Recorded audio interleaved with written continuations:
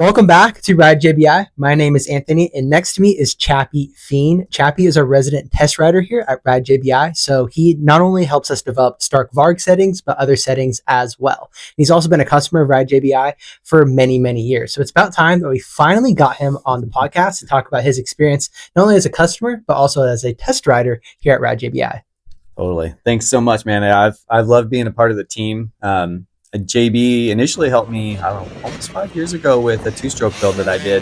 And that's where we kind of met and talked a lot of tech, not even moto, but outside of moto and mountain bikes and all types of different stuff. So we really connected on that side of stuff, which is cool. You know, I don't meet a lot of people like that, and it's fun to be able to go back and forth and rattle off tech and get excited about geek stuff. And, we still do that to this very day on dirt bikes. And now we're been spending a lot of time on the Stark Varg and really working to kind of find something that is going to take the bike to the next level, especially with comfort and tunability for a wide array of different riders. Yeah, man. Just give the people a brief synopsis of like your background, not only moto, but I think you were heavily involved in mountain bikes with intense cycles for many, many years as well. So just give the people some background on maybe your riding, racing, some of the bikes you've ridden, and maybe even some of the tracks you've ridden as well. Totally. So I've been on two wheels pretty much my entire life. So I'm 35 now, and I've been on two wheels since I was about 4.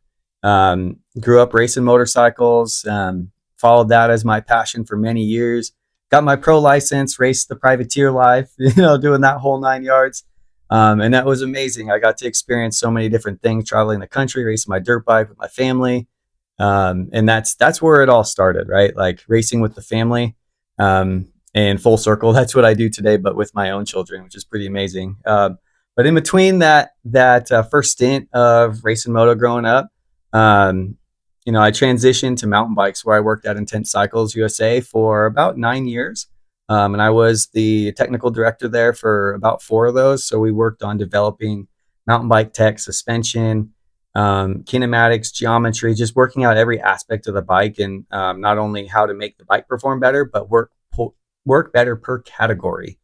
So much like it is in moto, where you have enduro, you've got supercross, you've got your weekend warrior, you've got motocross, you've got desert, like those are all different subcategories. And in mountain bikes, it's very similar. So we would tailor bikes to match each subcategory. And, now we're here, JBI, working on a Stark, which I've got a good relationship with those guys as well. And it's been amazing. It's a really fun and different bike to ride, which creates a whole nother experience, which is also a different category of riding and for me, racing as well.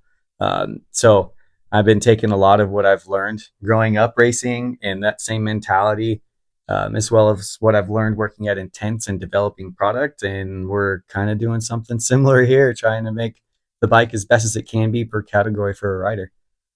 Yeah, and I would imagine at Intense, you start with like the stock bike or the pre-production prototype bike, and then you kind of escalate from there. And at Ride JBI, we do pretty much the same thing. We started with the stock Stark Varg, which was my personal bike, and we started with iteration 1, and that led to 2, 3, 4. I think it's 6 or 7 now, and each time we've made incremental strides in the right direction. The biggest issue that we've had is just getting more hold up during aggressive riding, as the Stark has, a lot of power and a lot of torque. So when you're on the throttle, the rear end likes to sag down quite a bit more than the rider would like at times. And I think that is some of your feedback, not only with the stock bike, but with our JBI test bike as well. Exactly. So, every iteration, right, we're learning. Some are better than others, I would say. I don't think every single step is better in all aspects. I think we learn every step of the way. We pick up something like, oh man, that was great. Let's work that into the next one. And I think that's kind of where we're at now. But yeah, exactly. The bike's incredibly powerful. However, we don't ride it at full power. I would say most of us are, just to kind of give you an idea, we're anywhere between 50 and 60 horsepower on any track here in Southern California or anywhere else we're riding. It's still a lot of power, right? 450 level power. But the way the power comes on is different, and it tends to upset the chassis quite a bit. So, it's doing one of two things, right? It's either breaking traction, rear end stepping out, or the front end's getting really light and wants to understeer. So it's trying to find that balance to keep the chassis settled and keep it balanced. And that's kind of where we're at, is trying to find that balance. So we met out at Kahia Creek for your first official ride on the JBI suspension, Stark Varg. And so just give the people a brief synopsis of the stock bike versus, which you rode that day as well, versus our JBI tuned bike. Definitely. So I mean, the difference, even getting on the track, right? Crossing rain ruts, you're going over the little ruts just to get on the track. You're like, whoa, okay, this already feels a lot different. Kind of give you an idea. The stock Stark has a lot of initial, I would say, lack of compliance. And then when you get into the travel, it's really plush, kind of. Not, I wouldn't even say plush. It's a little wallowy. So it kind of wants to go through its travel until you get to bottom out, and then it really ramps up, which also creates some other tendencies that isn't as ideal. And the chassis on the Varg is very, very stiff. So we're trying to balance all kinds of different things here. Now, taking that stiffer chassis and what we just kind of talked about on the stock bike, that was the first thing I noticed the most, was how plush it was off the very top. Like breakaway, the suspension broke into its travel really well, and like it wasn't getting upset by just little features in the dirt, which is really important on that bike, being it has so much power and so much going on. It wants to get unsettled. So having that suppleness was great, but the biggest difference was its hold up. Essentially on power and on brake, the chassis stayed a lot more flat. So there was a lot less tilt, a lot less weight transfer, and a lot less going on in that aspect. And I mean, that balance was definitely better under aggressive riding situations. And that's kind of that's the direction we're shooting for. It was a little on the soft side for me. Personally, I'm a lighter rider, but I tend to ride the bikes a little bit on the aggressive side. And it was a great place to start. Really well balanced, but with the suppleness up off the top. Yeah, great breakdown, man. And exactly what your riding impressions were is what we saw in the Stark Varg valving, where there's too much too much low speed damping. So think of that as small to medium bump compression damping. There's a lot of feedback translated through the handlebars, the foot pegs, the seat, and you could feel pretty much every bump out there. So that's one area in the suspension performance that we actually really increased upon with our JBI suspension valving. Now we did that, of course, with the valving, and then we have our JBI fork volume spacers to take up volume inside of the fork to give it a little bit more progressiveness and ramp up characteristic during aggressive riding. And then for bottoming resistance, we of course have our JBI titanium Pro Perch. On the Kahia Creek main track, you're one of the few riders that day doing the quad over the flag jump, which is pretty high speed, and then you drop quite a bit of a ways as well, because there's a good elevation change from the point you take off to where you land. That's a big impact on that particular day. It was windy as well, so we were playing some wind factors there. We had a little tailwind on that bad boy. I think, tell a little story, I think JB was down there filming. We were trying to get some little Insta clips, and I came through it this one time, and this is kind of a testament to the bottom out resistance of the bike. And we went, let's say, a little deep on that particular jump. I probably went 25 feet past where the sweet spot is on the quad, landed in the braking bumps where everyone's usually on the brakes. That's where I landed, and the bike took it.